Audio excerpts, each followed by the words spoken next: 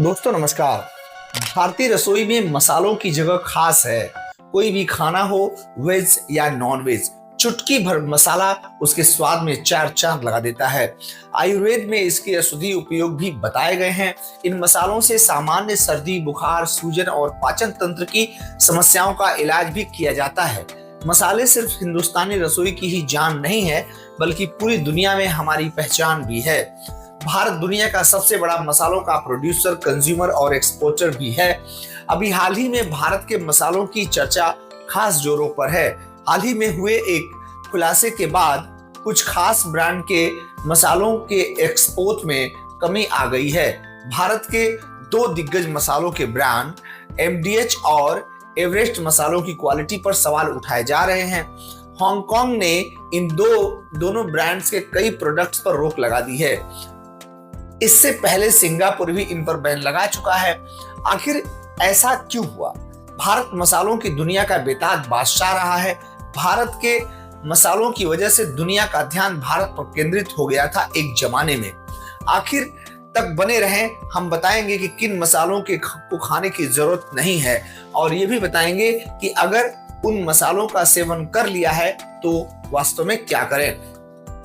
दरअसल जांच में पाया गया है कि एमडीएच और एवरेस्ट मसालों में काफी अधिक मात्रा में एथिलीन ऑक्साइड पाया गया है, जो सेहत के लिए बहुत हानिकारक है। इससे कैंसर जैसी गंभीर बीमारी होने का खतरा हो सकता है। इसलिए आज के इस एपिसोड में बात करेंगे इन्हीं पैक्ड मसालों की। साथ ही जानेंगे कि इनसे हमारी सेहत को किस तरह के खतरे हो सकते हैं। क्या पैकेज्ड मसाले कैंसर की वजह बन सकते हैं? पैकेज्ड मसालों का घरेलू विकल्प क्या है? अब ये फैसला हुआ है कि एफएसएसआई करेगा भारतीय मसालों की गहन जांच। हांगकांग और सिंगापुर के बैन के बाद भारतीय मसाला बोर्ड भी हरकत में आ गया है और इस मामले की जांच की बात कही गई है। जबकि food safety and standards authority of India यानी एफएसएसएआई ने देश भर के सभी ब्रांड्स के मसालों का सैंपल लेना शुरू कर दिया है। एफएसएसएआई के नए सिरे से इन क्वालिटी की जांच करेगा। आखिर हांगकांग और सिंगापुर ने एमडीएच और एवरेस्ट मसालों पर क्यों रोक लगाई?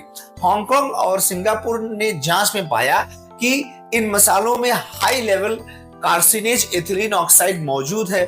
दिल्ली के सीनियर डाइटिशियन डॉक्टर अनु अग्रवाल ने बताया कि एथिलीन ऑक्साइड को लेकर कई ह्यूमन स्टडीज हुई हैं, जिनमें इस बात के पर्याप्त सबूत मिले हैं कि एथिलीन ऑक्साइड कैंसर का एक बड़ा कारक है। डॉक्टर अनु कहती हैं कि इन मसालों को खाने में इस्तेमाल करना कितना खतरनाक हो सकता है। इसका अंदाजा आप इस बात से लगा सकते हैं कि जो फैक्ट्री वर्कर्स एथिलीन ऑक्साइड के एक्सपोजर में आ सकते हैं, उनके लिए बेहद सख्त गाइडलाइंस हैं। जहां तक एथिलीन ऑक्साइड के एक्सपोजर का सवाल है, तो मसाला फैक्ट्री में इस सब्सटेंस के साथ काम कर रहा कोई भी व्यक्ति अधिकतम 0.1 ppm यानी पार्ट्स पर मिलियन से 5 ppm तक के संपर्क में आ सकता है, और यह अवधि एक बार में 10 मिनट से अधिक का नहीं होना चाहिए। ppm किसी भी पेस्टिसाइड या कंटेमिनेंट यानी एथिलीन ऑक्साइड को मापने का एक पैमाना है। 1 ppm का मतलब 1 मिलीग्राम है। इतना ही नहीं, इस दौरान इन्हें सिर से पांव तक खुद को कवर करना होता है और सांस लेने के लिए बेहतर क्वालिटी के मास्क लगाने होते हैं। अब सोचिए कि अगर आप पेस्टिसाइड मिले इन मसालों को खाने में रोजाना इस्तेमाल कर रहे हैं, तो यह आपको कितना नुकसान पहुंचा सकता है। Centres for studies disease control and prevention के मुताबिक इनसे कई गंभीर स्वास्थ्य समस्याएं हो सकती हैं। आइए इसे हम ठीक से समझते हैं। Centre for disease control and prevention के स्टडीज से पता चला है कि अधिक स्टेरलाइज्ड मसालों के इस्तेमाल करने से आपको रेस्पिरेटरी सिस्टम में समस्या हो सकती है।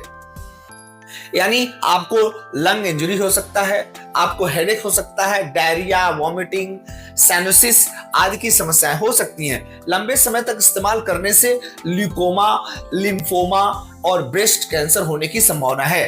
पुरुषों में भी आ रहे हैं ब्रेस्ट कैंसर के मामले।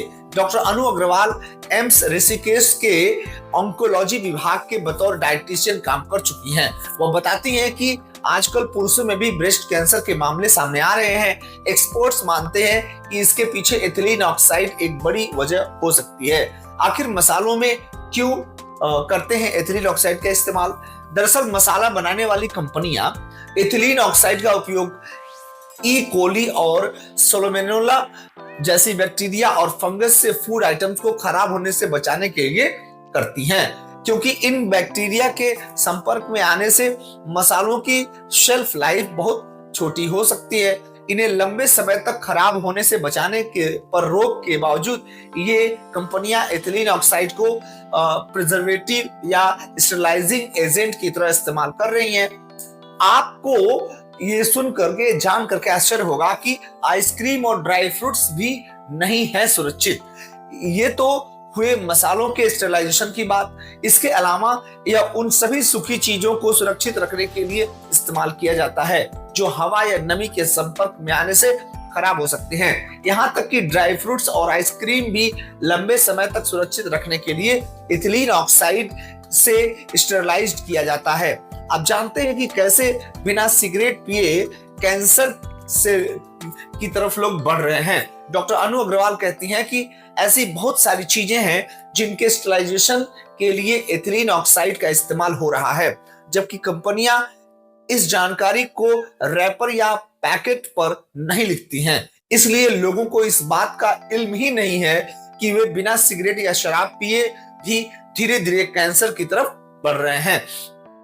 साथियों, आइए हम जान लेते हैं कि वे कौन कौन मसाले हैं जिन पर बैन लगाया गया है। साथियों, एमडीएच ब्रांड के Madras curry powder, sambar masala, curry powder शामिल है और वहीं दूसरी तरफ एवरेस्ट की फिश करी मसाला भी शामिल है।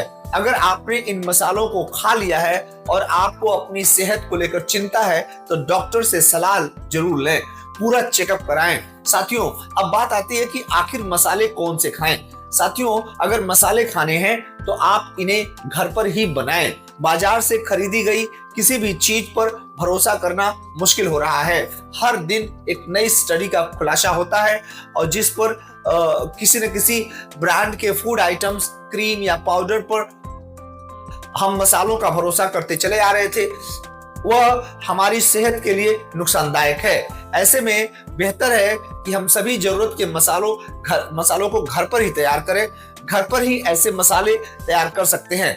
गरम मसाला कुछ सामग्रियां इकट्ठा कर ले, जैसे काली मिर्च, लौंग, बड़ी इलायची, जीरा, दालचीनी, तेजपत्ता, जायफल, जावित्री, खड़ी धनिया, खड़ी लाल मिर्च आदि। इन सभी मसालों को एक बार धुलकर धूप में सुखा लें, फिर इन्हें धीमी आंच पर भून लें, जिनसे संभावित बैक्टीरिया या फंगस मर जाएंगे और इनकी शेल्फ लाइफ भी बढ़ जाएगी। फिर इन्हें ठंडा करके मिक्सी में पीस लें और किसी एयर टाइट डिब्बे में पैक करके रख दें। अब आपका गरम मसाला एथिलीन ऑक्साइड के बिना तैयार है और यह इस्तेमाल करने के लिए बिल्कुल सुरक्षित भी है। साथियों, आपके सेहत को लेकर आए ये जानकारी अगर आपको ठीक लगे तो वीडियो को लाइक कीजिए, चैनल को सब्सक्राइब कीजिए। हम मिलेंगे अगले सेशन में। नमस्कार।